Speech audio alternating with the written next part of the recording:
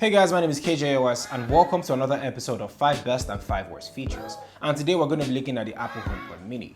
Now since its bigger brother, the HomePod, has been discontinued, we're going to talk about the pros and the cons of the HomePod Mini and talk about who exactly these speakers are for. Now, right before we get into this video, if you're new here, this is where I make tech videos to help people make informed decisions. And if you would love to help a small creator like myself, please hit that subscribe button down below. And don't forget to like this video as this helps me go a long way. Okay, starting off with the top 5 features I liked about the HomePod Mini, let's talk about the design. First of all, I love the design of the Apple HomePod Mini. It's small and spherical in shape and it just works. In my hand, it feels like I'm holding an apple or an orange and the weight is pretty well balanced. At the top is where the magic really happens. It has a screen that lets you control the volume buttons to reduce or increase the volume. It lights up and gives you different colors when you ask Siri a question, and it also turns green when you're on a call. Aesthetic wise, it looks really good and can blend into your bedroom or living room. It was made to be not so intrusive with its minimalist design, and it does that pretty well. The fabric is quite soft to the touch and honestly feels like cloth that can tear after a couple of years, but I might be wrong. I honestly thought it was metal at first glance, but it went with a cloth-like mesh finish, which is just fine. Now, just like the Google Home, it's not wireless, so it has to be plugged in at all times for it to work. The cable is pretty decent in length and it's USB-C to USB-C. I have the Space Gray version, so I wish the charging brick was the same color as the HomePod Mini, but then again, Apple's design template for accessories have always been white, so if you care about that, you might want to get the white version instead. The next best thing about the Apple HomePod Mini is the hands-off feature. Now, I was really excited about this personally because this feature right here, it's literally magic. All you have to do is put your iPhone close to the HomePod Mini and it transfers or beams your music to it. Now, it really blew my mind how crazy this was, and you can also steal your music back to your iPhone by touching it again. Now, this feature also works with phone calls too. The 4 microphones within the HomePod Mini makes calls pretty clear, and half the time, most people couldn't even tell if I was using my iPhone or using the HomePod Mini. Even though this feature is probably the best on a speaker at the moment, it isn't exactly consistent or foolproof. It takes a lot of tries sometimes to get it to work, and if you don't use Apple Music, it takes about a second for the HomePod Mini to respond to your commands. From using the hands-off feature to reducing the volume, that second may seem small, but it's annoying after a couple of times. If it's becoming a bit cumbersome, you can just use the AirPlay mode in Spotify to transfer your music to the HomePod Mini and you're good to go. Moving on to number 3 and number 4, I put these two things hand in hand because they go well together, and that is the price and the ecosystem. Now, the Apple HomePod Mini costs $99 or 50,000 Naira if you're here in Nigeria, and it's a great entry-level device to start building your smart home, and I think that Siri also is a great assistant to start with. So at the price point of $99, there is already a lot of competition in the market. We have the Google Nest Audio, the Nest Mini that is already $49, and the Amazon Echo that is probably cheaper at the moment. These other options do a few things better than the HomePod Mini itself. Now, let's look at the Amazon Echo for $99, which gives a better sound quality than the HomePod Mini. The Google Nest Audio or the Google Nest Mini has the Google Assistant, which is the better assistant than Siri, but where Apple and the HomePod shine the most is with its ecosystem. Okay, so basically, the more Apple devices you have or the deeper you are in the Apple ecosystem, the better the HomePod Mini will be. I mean, let's look at just having an iPhone, for example. You can talk to Siri, and about a couple of years ago, the Google Assistant was miles ahead of Siri in terms of information and continuous conversations. But over the last couple of years and over time, Apple has improved Siri a lot. I mean, it still has the lamest jokes, but that can be overlooked.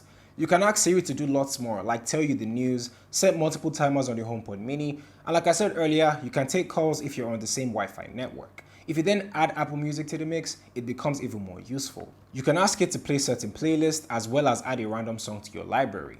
If you use Apple Podcasts, you can tell Siri to play your podcast, and if you were listening to it before and you stopped, it continues from where you stopped. You can ask Siri to take notes and it will drop that note in the Notes app itself, and it's just an endless wave of commands that it can perform for you, and it has the ultimate feature, which brings me to the 5th best thing. So the 5th best thing is the Intercom feature. So if you have family or friends that have different Apple devices and you guys are on the same network, you can send a message to them through the Intercom feature. You can send a message to Siri through the HomePod Mini, or you can use the HomeKit app on your phone or the iPad, and it lights up and tells everyone's Apple Watch or iPhones in the house that message.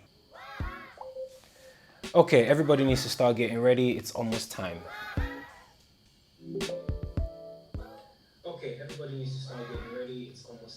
It's pretty fast and responsive, to be honest, but what I'm really just trying to say is that the more Apple devices you have, the better the HomePod Mini will be. Okay, so those are my 5 best features of the HomePod Mini, and I'm pretty sure a lot of you are surprised that I haven't mentioned the sound quality. Well, that brings me to the first worst feature of the HomePod Mini. Okay, some people might think I'm crazy, but the sound quality of the HomePod mini isn't something that surprised me. I mean, for its size, the sound quality is just okay. When the volume is at 70%, you get the real sound quality of the HomePod mini. At that mark, the bass is great and it's pretty clear, but once you take it up to max volume, you begin to hear the limitations of the HomePod mini. The bass becomes less and is not as punchy as anyone would want, and the vocals are not as clear. Now, when compared with the competition out there, the Amazon Echo or the Nest Audio, it falls pretty short. This is not the speaker to get when you want to host a party. It's more personal for like your bedroom or living room. It's best for having a chilled session or even background music while you're working or setting the mood. So number 2, we have the controls. So at the top of the HomePod mini is this sweet looking screen that lets you control the volume of your music. So basically how high or how low you want it to be. But there's a problem with this. The buttons aren't transparent enough to know where the plus or minus sign is. And apart from that, there is no light indicator for when you're trying to adjust your volume. You cannot even reduce the volume if music isn't playing. And finally, there is no mute button for Siri. So if you're watching this video, I have probably triggered your HomePod mini once or twice as this video went on. So right beside the HomePod mini is my Google Home. This circular area is where you can control everything.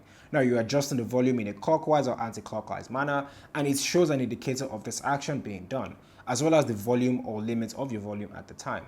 Whereas on the HomePod mini, it does not show that at all, so most of the time you have to guess where it is and it becomes annoying after a while. Coming up at number 3, Spotify is not supported by Siri. And this kind of bummed me out because Spotify is my main music streaming service, and when you try to tell Siri to play music from your Spotify, this is what she says. Hey Siri, play music from my Spotify. The app hasn't added support for that with Siri. Tragic. I mean, now we all know that Apple does not play well with its competition, but for once, this is actually not Apple's fault. It's on Spotify. Spotify needs to integrate their app for the HomePod mini, and so far that hasn't been done. There is no updates in sight, and we don't even know when that will happen, so for now, all you can use is the hands-up feature or AirPlay feature to play music through your Spotify. Okay, this is a nitpick for me, and I don't think everybody might share my sentiment, but I feel and I wish that the HomePod came in different colors. Mini speakers are a design aesthetic for most homes, and having different colors makes a whole difference. Now, I wish the HomePod mini came in like a blue, maybe a green and a bright red color, like the iPhone 12.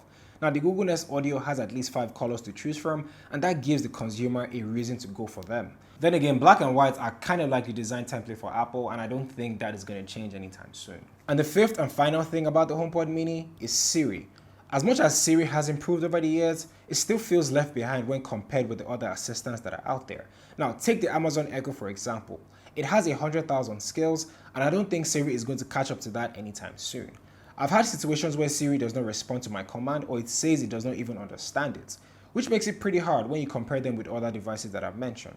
For one, I asked Siri to turn down the volume to a 6th and it reduced it to 6%, whereas if you do the same with Alexa or the Google Assistant, it raised the scale over 10. The Apple HomePod mini is a decent speaker to have, and like I said earlier in the video, the more Apple devices you have or the deeper you are in their ecosystem, the better the HomePod mini will be.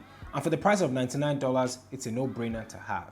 Anyway, do you agree or disagree with my list? Comment below and let me know. And guys, if you like this video, please click that like button and share this video with your friends. And don't forget to subscribe to the channel right down below, as this helps the channel go a long way. Thank you guys for watching. My name is KJOS, and I will catch you in the next one where we talk all things tech.